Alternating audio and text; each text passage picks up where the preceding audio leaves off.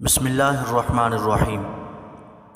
نوائے سادات چینل کے ناظرین، السلام علیکم ورحمۃ اللہ تعالی وبرکاتہ۔ اردو پاکستان کی قومی زبان ہونے کے ساتھ ساتھ قومی تشخص کی علامت اور رابطے کی زبان کی حیثیت بھی رکھتی ہے۔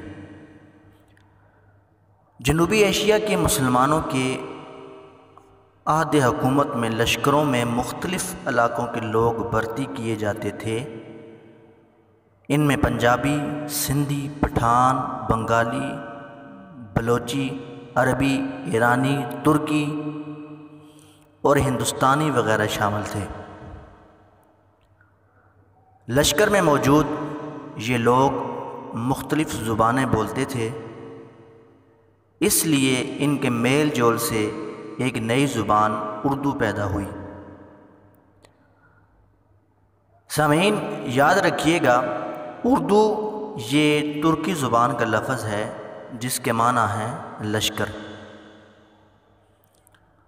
شروع میں اسے ہندوی، ہندی اور ہندوستانی کہا جاتا تھا، بعد میں یہ ریختہ کہلائی۔ اس طرح اردو نے مختلف ادوار میں اپنے کئی نام تبدیل کیے۔ مختلف مراحل میں ناموں کی طرح اس کا ادبی آہنگ بھی بدلتا رہا۔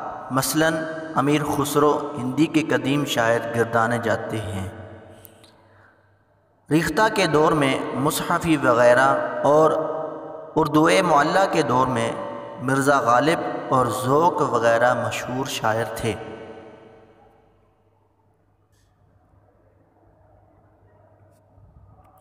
جب یہ زبان دکن اور گجرات پہنچی تو اسے دکنی اور گجراتی بھی کہا جانے لگا۔ اس کی مقبولیت کو دیکھ کر امراء نے اس کی ترقی کے لیے خصوصی کوششیں کی۔ اس طرح یہ بول چال کی سطح سے بلند ہو کر بہت جلد ادبی درجہ تک پہنچ گئی۔